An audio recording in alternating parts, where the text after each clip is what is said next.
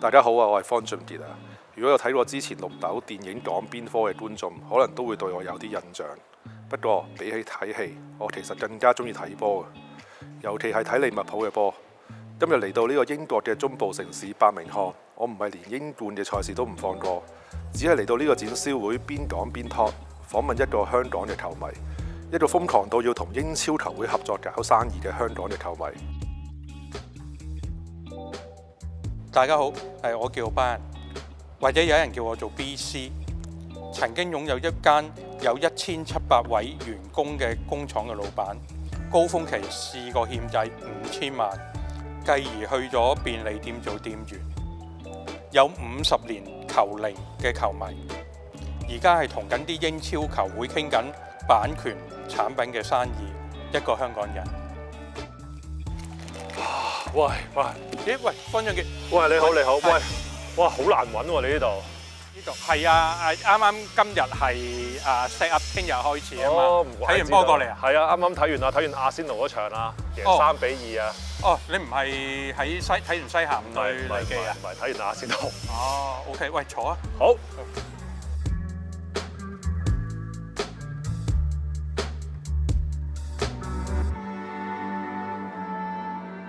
喂，其實你係即係幾時開始做生意嘅咧？其實我係1991年上去大陸開廠，嗰陣時大概24歲。係做咩生意啊？做廠？嗱，其實咁嘅，當時咧我係做咗2份工之後咧，咁我嘅中學同學係揾翻我，咁其實我由我即係祖父輩都係喺香港生活嘅，咁其實我對國內咧係一無所知嘅。咁佢當時係揾埋我咧，就一齊咧係翻國內咧係做一樣香港落單國內交貨嘅生意，即係依個賣點。因為當時啱啱改革開放同埋有嗰啲風波之後咧，就係好多工廠上咗去上面做啦。但係佢所有嗰陣時物資係好短缺，所有物料咧甚至乎好少嘅，可能一粒螺絲咧，都係需要喺香港上嘅。咁我當時就係做膠袋，就係幫佢將啲製衣廠啊、手袋廠咧，係喺國內生產個膠袋，喺國內交貨俾佢，但喺香港傾晒，香港落單，香港收錢。當時係咁樣做嘅。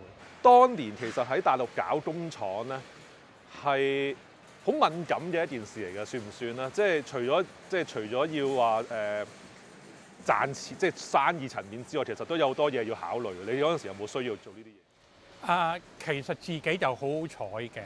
咁一路咧都係遇啱好多貴人係幫手，即係從我哋工廠個規模好細，得幾個人，到最後我哋好快速增長。因為我哋做幾年之後咧，其實已經係接到美國嘅訂單。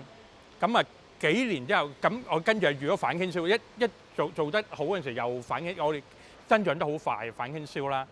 即係美國就針對中國出貨反傾銷之後，我哋又轉型係做咗啲 party， 接啲外國洋行嘅 party 嘅產品。咁其實一路都係做得好快，即係上咗去。我哋最高峰期，我哋工廠係有1700人啦。之後其實生意就遇到一個好大困難啦。其實發生咗咩事咧？其實做到2018年，你知當時中美貿易個摩擦啦，咁Donald Trump佢嗰度要求加中國關稅25% 噶嘛。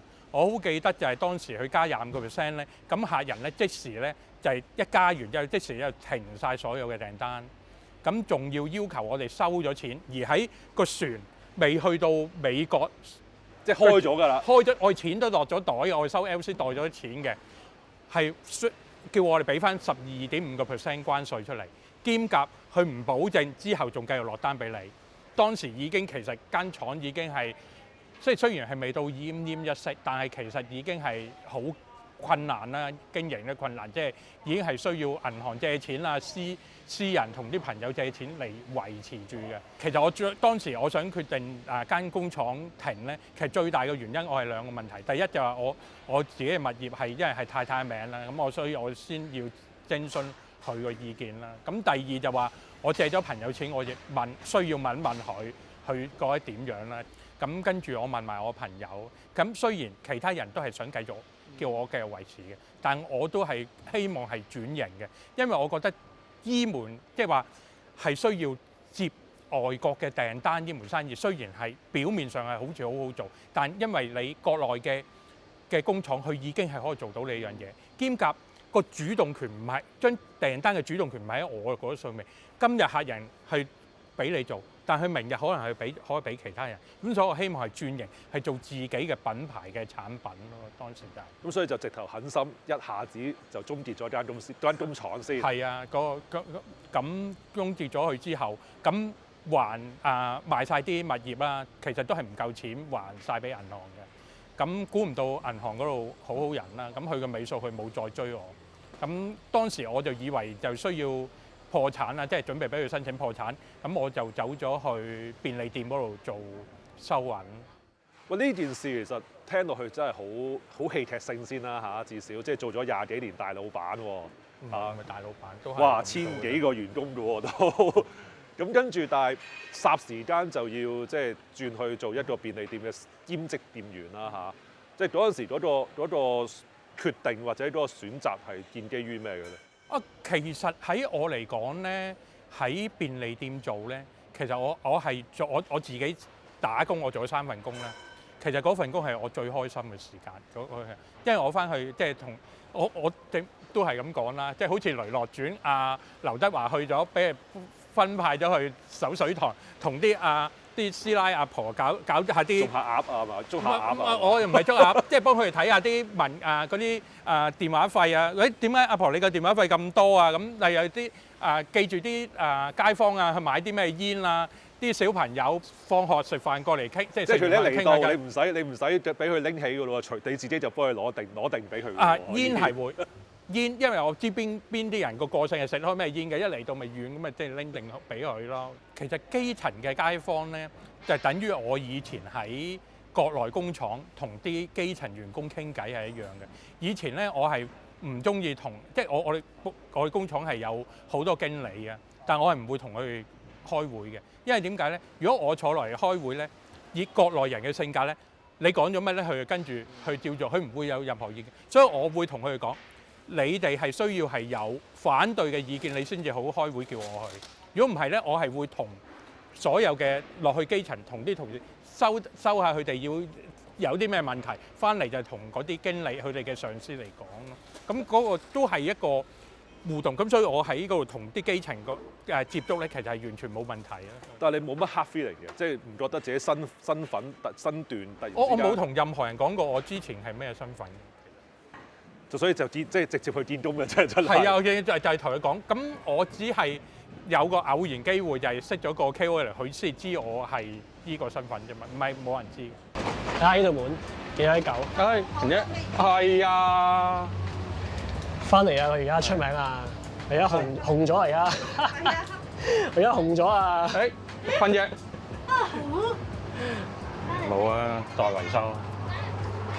哦，肥咗啊！比之前呢個係咪就係你經常都要兼顧埋嘅食物吧？呢個茶水吧？係啊，呢度你如果需要翻學嗰陣時咧，你呢個係好需要嘅。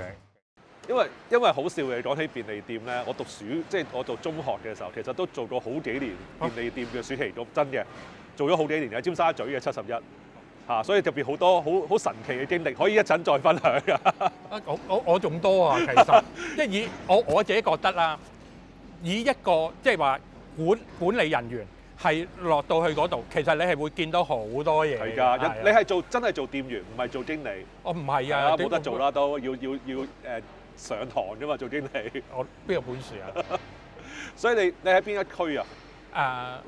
藍田區啊。藍田區嘅，我都喺藍田讀中學㗎喎。我喺尖沙咀做最但係呢個岔開一句啦。嗰陣時我喺尖東做㗎嘛，做夜間喎，仲係即係好多。咩事啊？你得？唔係我住觀塘嘅，我搭N619應該。我仲可以晚晚見到啲舞小姐出嚟嘅時代嚟嘅，係大開眼界嘅。中國城嗰個年代，即係好耐㗎啦。係啊，945左右咯。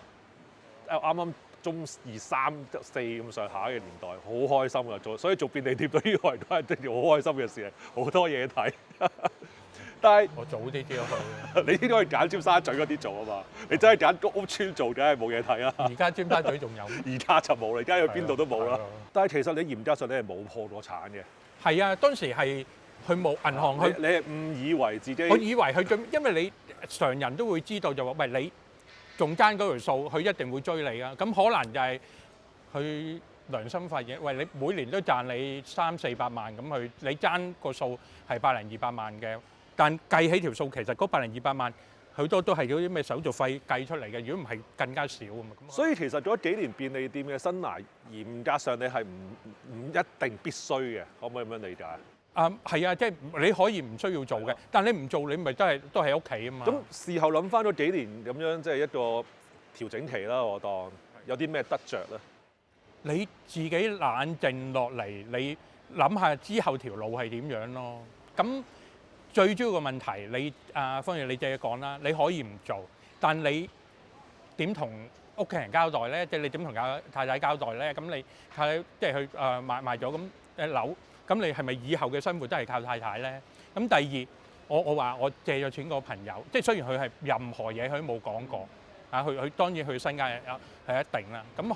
咁你都需要做翻啲嘢，係話翻俾人聽㗎，係咪？即係你係好努力，係想係有機會係回報翻，即係你唔係話還足晒錢俾人哋，人哋一見到你係有呢個動力係做嘢，唔係話喂我出去打份工或者做保安咁樣嘅個咁，人哋覺得你係唔做，唔係佢覺得你係唔得，因為佢知道，因為佢哋我太太同我朋友係好清楚，我係一個做生意嘅材料嚟嘅。佢哋兩位算唔算都有種不甘心喺入邊嘅？即係唔甘心做一個打工仔嗰種。或者因為我係做咗生意係30幾年啦，其實係冇諗過係打工係會點樣嘅。其實呢個係老實説話嚟嘅。咁同埋自己係諗到條路。如果你話你叫我繼續係做翻之前嘅生意模式咧，其實我係唔會繼續做。但我係啱啱好。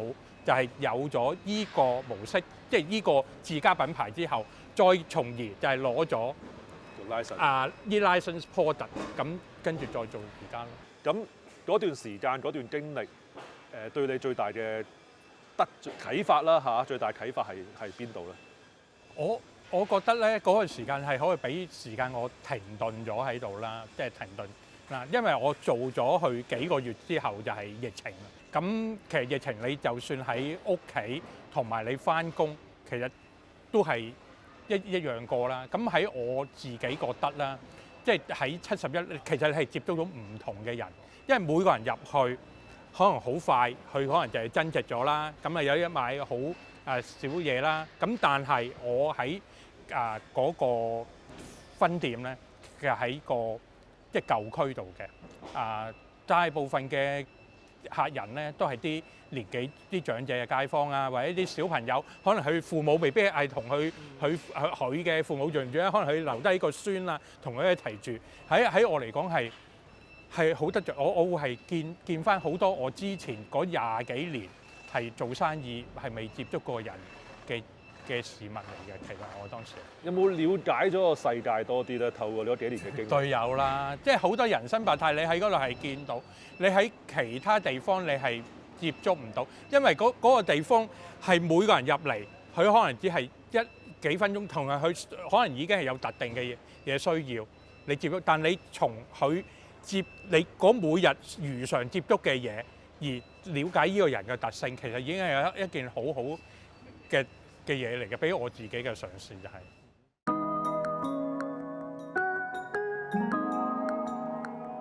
我形容佢就係好似新曉琪嗰個味道啊！佢之前佢同個男朋友應該係一齊住嘅，一路咧佢嚟咧都係買嘢都係買孖一份嘅，但最後原來發覺佢已經分咗手，但佢依然喺我哋面前咧係買孖一份嘅。我同事係喺大陸見到佢個男朋友啦，其實係已經另外拍檔。71咧就係我喺啲中3、中4左右啦，就去做過好幾年嘅暑期工嘅。咁啊好多間都做過㗎啦，但係如果俾我揀一間做咧，我一定係會揀尖東嗰間嘅，同埋一定要做夜班嘅通宵間。嗰個年代咧，尖東咧仲有好幾間呢個日式夜總會咧係好好生意嘅。每一晚嘅凌晨3、4點左右咧，就會有好多打扮好性感嘅美女咧，半醉咁樣咧，就入去呢個71咧，去買煙啊、買酒啊、買宵夜啊，諸如此類，係好目不暇給嘅呢件事，亦都令到當時呢個血氣方剛嘅我咧，係覺得即係呢份工唔收錢都值㗎。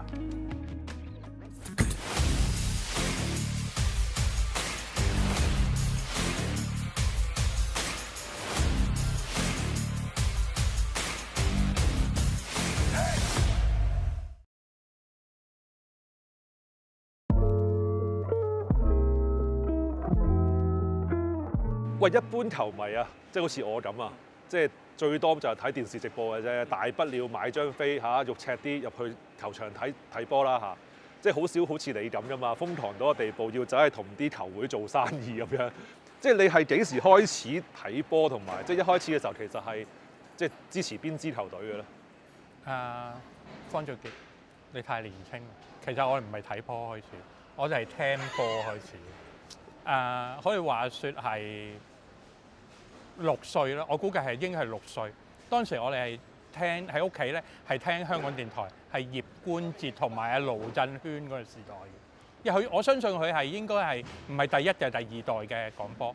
咁跟住就即係喺個電台裏邊講到場嘅係啦，即係講到場波仲精彩過，仲精彩過咩㗎嘛？其實咧，你當時你就會發覺，你而家睇翻轉頭咧，你發覺佢哋講波係真係好犀利嘅。嗰啲咩掃把腳啊、通坑渠啊、插花、繪形繪聲、腳趾公拉西啊、腳趾尾拉西啊、倒掛金鈎啊。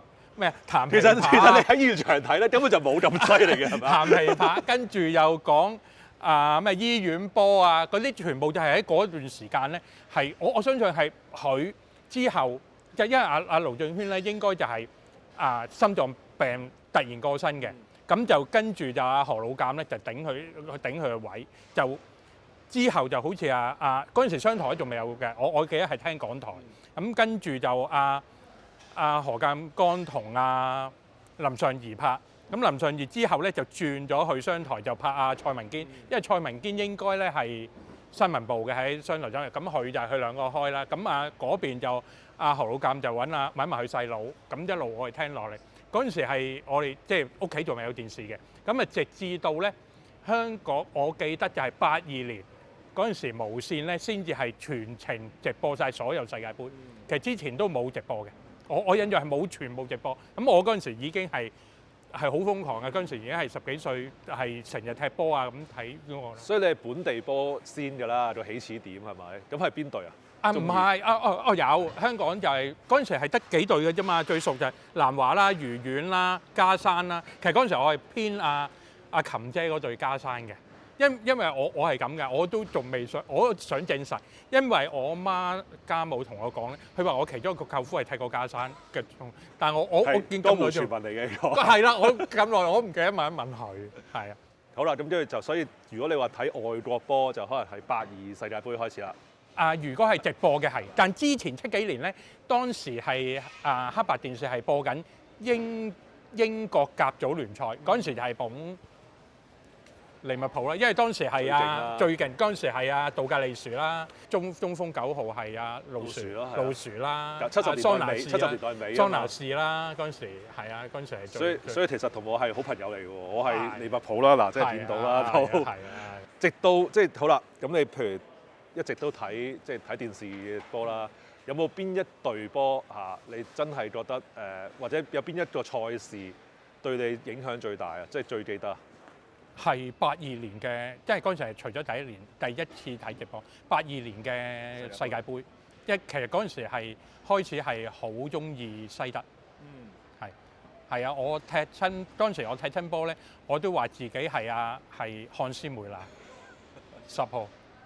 喂，但係即係嗰陣時你應該仲係好細個嘅啫，Form 3咯。係咯，咁足球對你嚟講係乜嘢一回事咧？差唔多，你除咗係即係話學業之後嘅一切㗎啦。咁嗰陣時自己又班隊啦，校隊嘅味道。咁星期6日就通常係踢波度過咯。如果唔係就去集郵咯，郵票社啦。跟住就學校嗰啲行山咯。哇！呢個咧我連掂都唔夠膽掂啊！呢個波。咪你點啊？因為我嗰時攞翻嚟已經落過場踢過一次。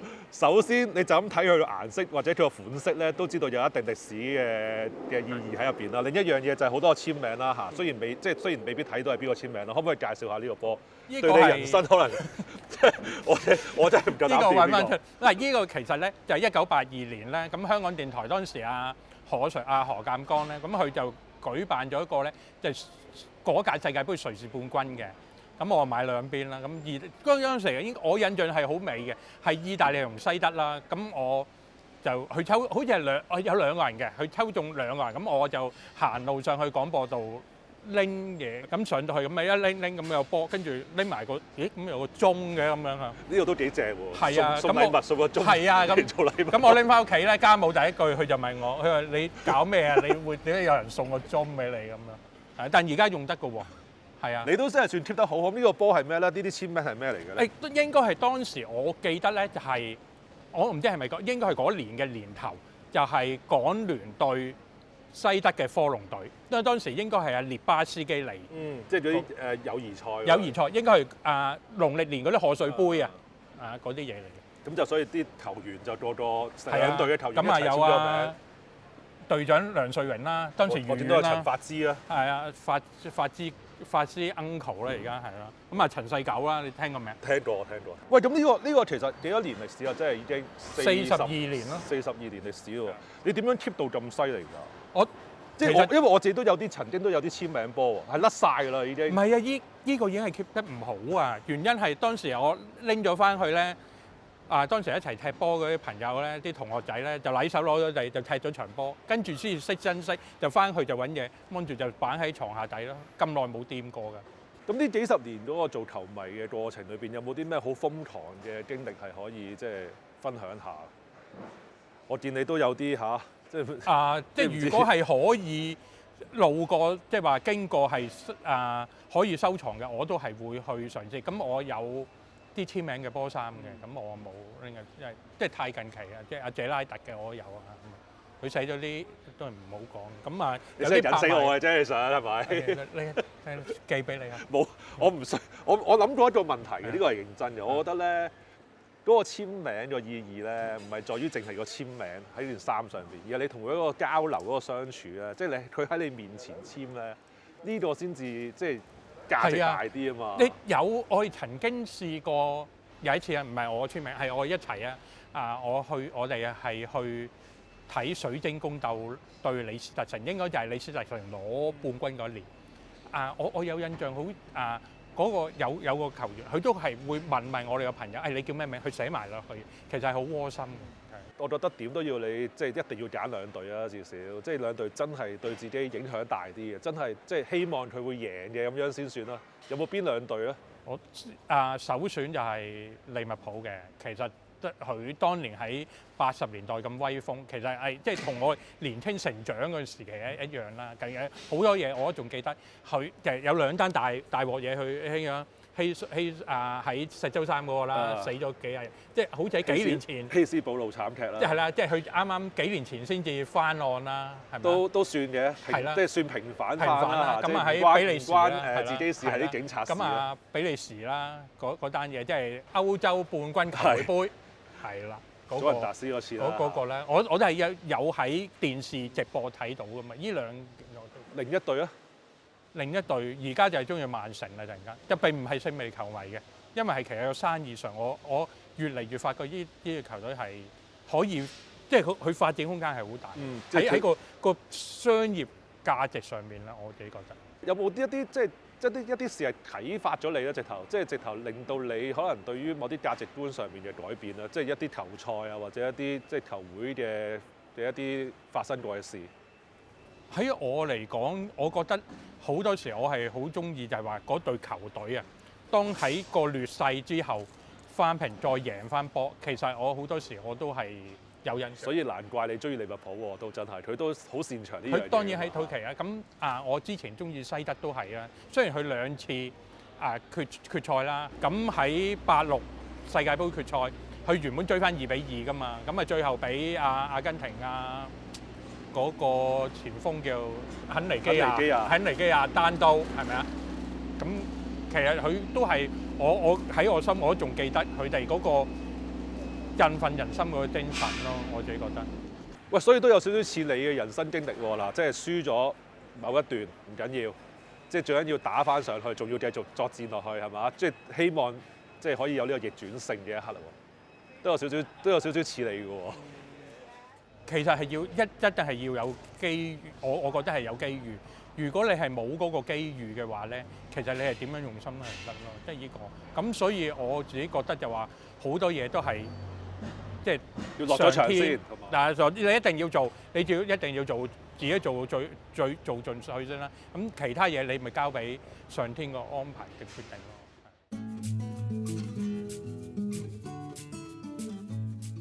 關於睇波嘅經驗啦，咁其實前排啦，美斯係嚟過香港係踢表演賽啊，咁當時佢冇落場，大家要求互水啊。其實我分享個經驗俾大家聽啊。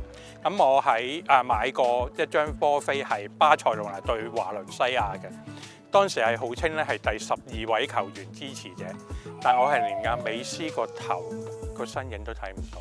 我人生裏邊第一次睇利物浦嘅主場賽事咧，就係20年前左右啊。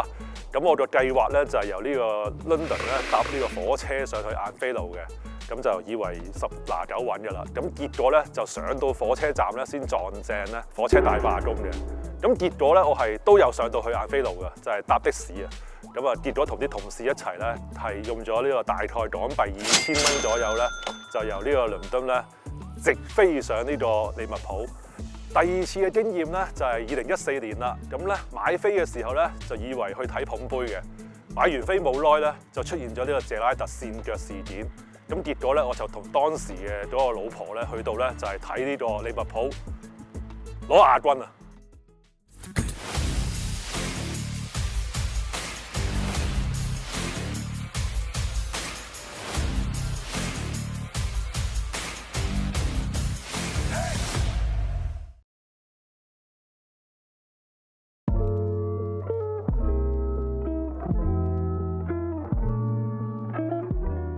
即係大家睇到呢個 product， 呢個 party 嘅 product 啦嚇，咁啊其實係 official 嘅產品嚟嘅。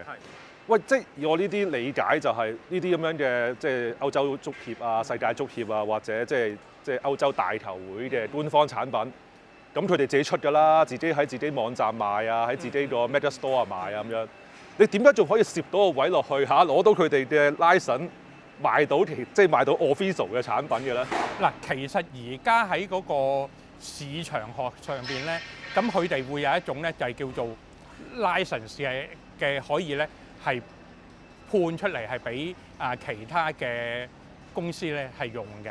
咁佢個作用係咩咧？例如你嗰啲大球會啊，或者歐洲足協嗰啲，你波衫當然係最大嘅生意嚟啊。咁嗰啲佢哋歷史咁悠久，佢做開咗嘅，佢當然知嗰啲訂單係會有一定啊。咁但有啲新嘅產品，佢係從來係冇做過嘅。咁佢又希望想嘗試，咁佢會係用個分判出嚟嘅，俾嗰個版權你去嚟生產。但當然我哋係要保證一個版稅係會俾到佢，咁佢咪俾你去試下咯。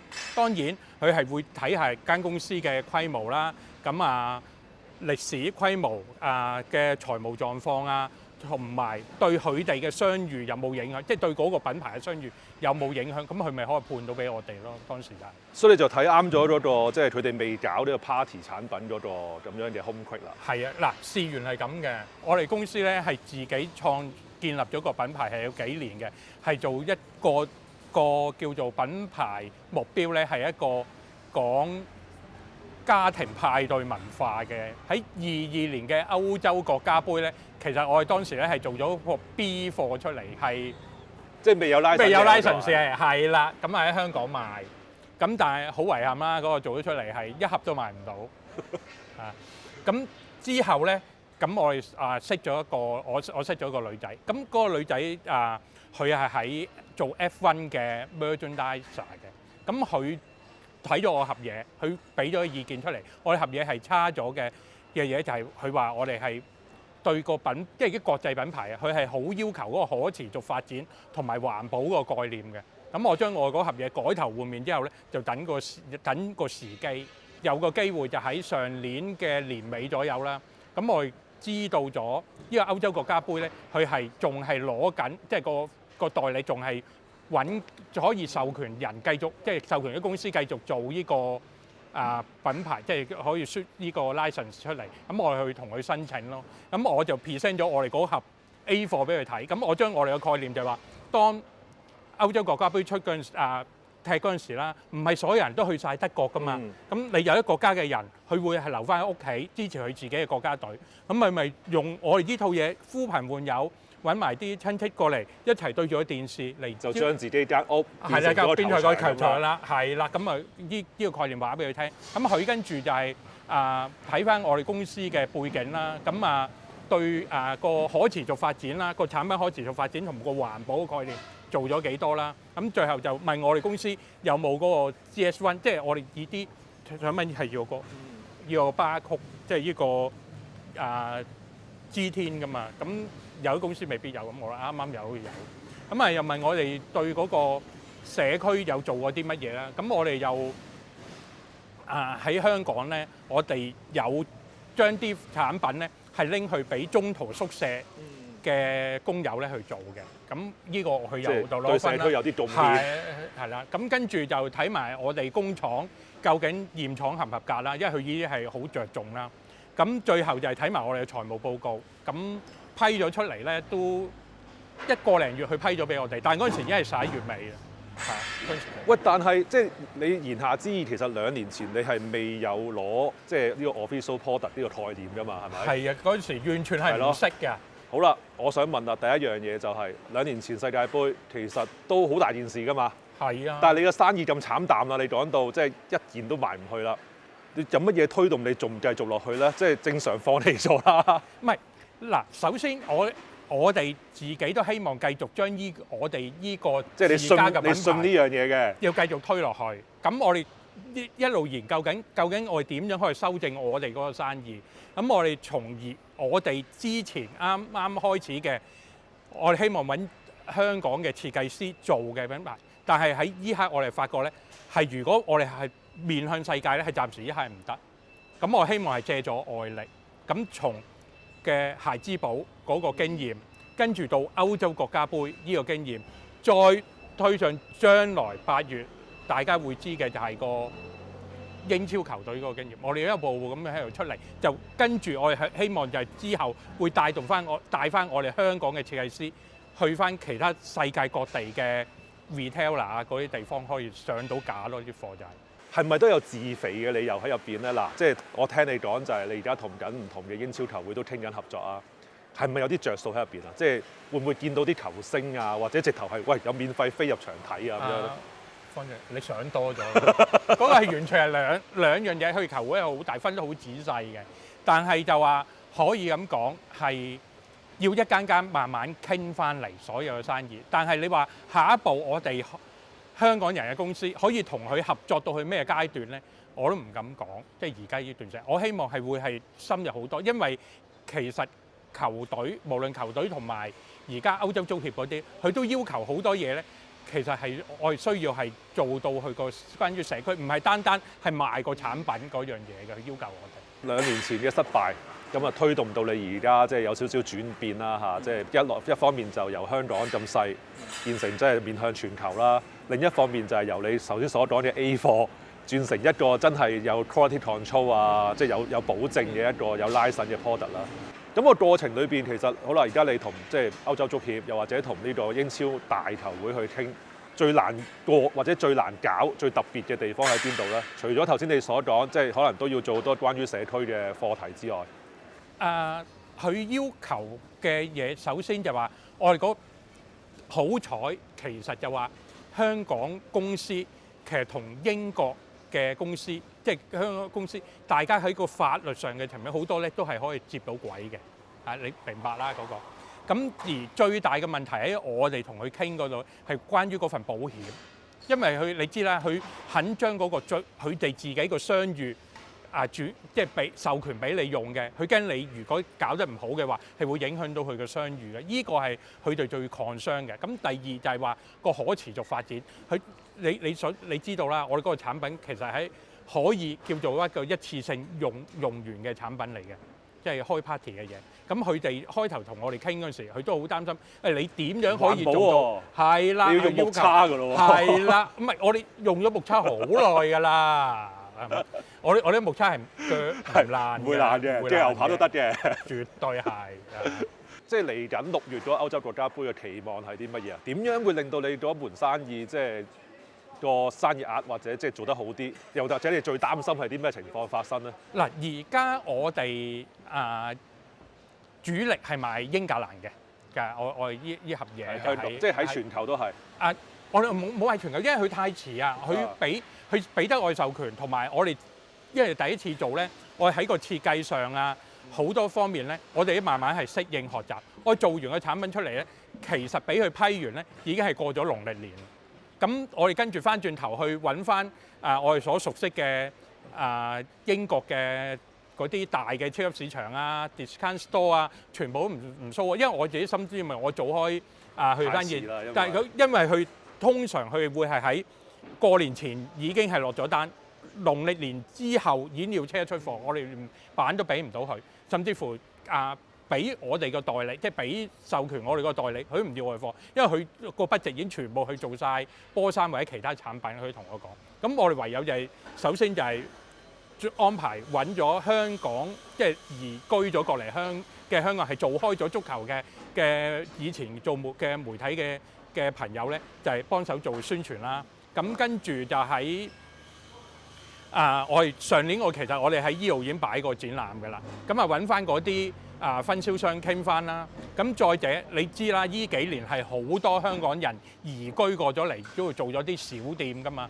咁我哋亦揾咗佢哋，就係傾下。咁我哋嘅賣點就係同佢講就係，嗱，你賣嘅嘢係即係香港或者嘅中式嘅亞洲嘅食品，啲英國本土人未必係咁有興趣接觸你食。咁嗱，我哋依套嘢係關於英格蘭嘅國家，咁每一個英格蘭人相信佢都會支持自己國家，佢會入嚟你嗰度睇下，即係入嚟嘅店嗰度睇下，從而希望帶動到你嘅生意。咁我哋英國嘅同事就係咁樣同佢哋傾咗都好多幾十間嘅英格蘭嘅本地香港人嘅鋪翻嚟啦。咁跟住我哋而家喺依度嘅展覽，就希望再揾多啲嘅分銷商，咁希望唔淨止喺依一個歐洲國家杯嗰度，待之後關於英超嘅都可以大家合作。咁跟住就係我要做多樣嘢啦，就揾緊修夫基嘅電話，因為當年你記得阿叔林尚義都成日打俾阿福士啦，德國。咁我都希望修夫基，喂，你唔好搞震，你呢鋪大牌嚟㗎嘛，你已經食得糊咁滯，你唔好喺度搞到佢搞彎個分組賽出局，分組賽出局係啦。咁我大家，喂，我賣完之後你冇問題咧。